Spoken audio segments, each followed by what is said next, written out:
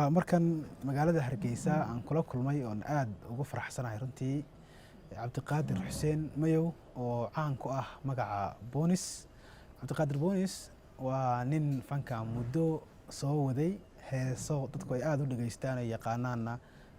qaaday qaarkood la xameeyay balse saaxadda warbaahinta muddo aan lagu arkin ilaa uu dhawaan ka soo muuqday barnaamij ay qabatay telefishinka Astaan qaybta Hargeysa. barnaamijkaas oo aad loo xiiseeyay ayaanu markana waxaanu geli doonaa waraysi aanu Cabdiqaadir kula yeeranay magaalada Hargeysa. Master Boonis waa ku mahadsantahay horta kulankeennan inaad maaragtay aqbashay oo aanu halkan ku sheekaysanay inagoo dib ugu laabanna taariikhahaagii fanka banaadiriga iyo waliba fankii kalaba. marka hore bal soo dhaw Cabdiqaadir. عمر وان سو دhowahay saaxiib aad baad u mahadsantahay ma sha Allah. soo dhaweyn kadib waxaan rabaa bal Cabdiqaadir waa kuma in ninka heesa ee codka wanaagsan ee magaca leh ee la yaqaano taariikhdiisa in la bartaana waa muhiim. marka bal taariikhda Cabdiqaadir waxaan rabaa bilowgeedii taariikhdu waxay ka bilaabmataa qofku meesha ku dhashay iyo sanadku dhashay. عمر aad baan kugu horta hambalyanaya ma sha Allah maadaama waraysigan aad iga qaadayso kulley waxaan rajaynayaa inuu noqdo waraysi taabagal ah ama dhaxalgal ah. waxa weeye run ahaantii horta fankan waxaan u soo maray mushaakilaad aad iyo aad u fara badan. fanka waxa weeye waqti badan ayaan nacam ku lumiyey juhdi aad iyo aad u badan ayaan geliyey. run ahaantii xitaa wuxuu igu qasbay in aan kaga haro waxbarasho ma fahmaysaa nacam dooqaygii ayuu noqday jacayl aad iyo aad u weyn ayaan fanka u leeyahay. waayahaagii dambe u geli doonaa laakiin bal dhalashadii Cabdiqaadir goorma dhashay horta? Cabdiqaadir wuxuu dhashay haddaan adeer aan la oran doonin kolley dad badan baa hadda aan la kulmaa igu yidhaahda adeer anna walaal baan taaganahay markaan walaal iraahda ayaa adeer la yidhahdaa xoogaa ciidana dhib male waa cisayntu bay ka mid tahay baan isleeyahay. Cabdiqaadir wuxuu dhashay 69kii wuxuu ku dhashay muqdisho ayuu ku dhashay xaafadda boondheere la yiraahdo ayuu ku dhashay Cabdiqaadir. marka barbaarinteedu waxay ahayd xaafadda boondheere markaan qaangaaray ayaan u soo guuray xamar jajab xaafadda la yiraahdo cidii taqaanay. bal waayahaagii boondheere iyo barbaartii iyo dariskii iyo yaad ka xasuustaa dhalinyaradii isla barbaarteen isla kacaanteen kuwaas wax iskuulka isla barateen? wallaahi aad bay u badan yihiin lama soo koobi karo. waxaa ka mid ahaa nin la oran jiray Maxamuud Ajaare iyo Mukhtaar aan dhahay Mukhtaar Ajaare iyo Xuseen Gaawow oo eedaday dhashay. raggaasa ka mid ahaa dadka aan isla soo barbaarnay boondheer caanka ku ah. ما شاء الله qoyska Xuseen reer Xuseen Mayow bal isagana iga sheekay ana imisa qof la dhalatay aabaha xirfadiisa? alxamdulillah ma sha Allah aabay xaaska hooyadii ah kaliya ayuu guursaday ilaahay naxariistii janna Allah ka waraabiye. waxa weeye hadda waxa jooga gabi ahaan 9 beelna 9. iskoolka kabaad ka bilowday muqdisho markii dib lagu laabto? iyo anigu iskool waxaan dhigin jiray macallin jaamac kuma raagin run ahaantii dee dhalinyaranimo iyo maxaan ku yidhahdaa muxibooyinka kale sheeka suuqi ixsaas ayaan iska dhex galay oo aabbo Allah u naxariistee aad iyo aad buu igu dadaalay abaalkiisa janno Allah ka dhigo. nacam si xoog badan ayuu ii daba joogi jiray waxbarashadeydii nacam saan u sii wato. marka waxbarashadii ayaan xoogaa ka saaqiday niyahow waxaan hobbigayga ka dhigtay wax la yidhaahdo baabuur basaskaas iyo waxa ayaan iska jeclaan jiray basaskaa inaan raacraaco. yaa wiil Allah u naxariistee asna la oran jiray Cabdiqaadir Abaaytay wuu dhintay naxariistii janna Allah siiye qabay habriirtay ayaan raaci jiray basaskaas ayuu mid ka mid ah asna lahaa oo darawal buu ka ahaa. xaguu bixi jiray basku xaguusa ka bixi jiray? baska wuxuu ka bixi jiray Muqdisho ilaa Kismaayo iyo Baydhabo ayuu ka shaqayn jiray balad xaawo iyo halkaas ayaan raaci jiray. markii dambena basaskii waanigii ka soo jeestay maxaan ku raahdaa fankan intuu baska ku jiro safarka ayaan daasadaha ama maxaa la yiraahdaa waxaan lagu qaatay ii sheeg naaftada ayaan garaacan jiray intuu safar ku jiro durbaan ahaan baad u garaacan jirtay ayaan u garaacan jiray heesaha iga horeeyey dadkii fanaaniinta hore ayaan ka garaacan jiray oo mar anaa isku qaadayo mar dadka intay ka helaan ayay oran jireen nacam noo qaad waan xishoon jiray marka xishoodkii markii dambe waxaan keenay inaan la qabsado oo aan madadaalo u sameeyo maxaan ku rahdaa shicibkii baska saarna halkaas su-aal baan kaa weydiin doonaa bal macalin jaamac qofka aan garanahayn xago ku yaalay iskuulkaas macalin jaamac wuxuu ku yaalay ninkii garanaye halkan ii sheeg shaneemo hooyooyinka gadaasheed tiyaatarka markii la dhaafo ayuu ku yaalay waa gartay si fiican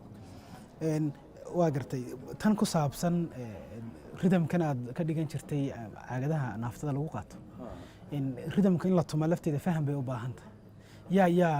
fahamsiiyey oo ugu yaraan sidan in wax loo tumo lafteeda wallaahi kule xilligii ciyaaraha maxaan ku rahdaa ciyaalnimada ayaan xaafadda dhexdeeda iskaga tuman jirin maxaa la yidhahda daasado iyo wax saas la mid ah wiil waxaa jiray marka saaxiib aan ahayn oo maxamed cabdulaahi la oran jiray maxamed cabdulaahi iminka inuu nool yahay inuu dhintay ma garan karo wiilkaasaa maxay ahayd ulo intuu soo qaato geedaha ka soo jabsado ayuu garaaci jiray anna waan u heesi jiray marka ma fahamtay xaafadaha ciyaalka iskugu imaan jirnay waa si fiican sanadadan aad baska ka shaqayn jirtay baska raaci jirtay goorma ahayd mise jir baad ahayd wallaahi koley 70meedii weeyaan kadib fan rasmi ah goormaad ku biirtay niyo fan rasmi ah markaan aan fan baad markaan tahay aan sheegan karo waxay noqotay 83 meelaha kolley dee fanku kan laftiisa daasadahan aad tumaysay iyo waxyaabahan laftooda waa fan oo iyada lafteeda waa madadaalo intaana koox baad ka bilowday mise koox xaafadeed baad soo martay maya koox waxaa ka horeeyey koox weyn oo maanta aan ku soo biiro oo waxaa ka horeeyey tartamiye la qabansan jiray oo maxaan ku rahdaa degmooyinka 14 degmo ayaan garanayna markaas ay jiray marka degmooyinkaasi inay tartan samayn jireen oo maxaan ku rahdaa dhallinyaro laga soo xuli jiray heeso sameeya jilyan baa jiray marka intaasoo dhan waxaa uu aabba ahaan jiray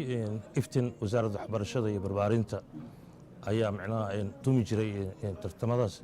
marka tartamadaas ayaan alxamdulilah waxaan ku soo aaday dadkii ugu nasiibka badnaaye tartamada ka tilmaamnaa aan dhehe ayaa ka mid ahaa sax wey tartanada dadka ka wada qayb gasheen yaad ka xusuusataa wallaahi way badan yihiin nin la yidhaahdo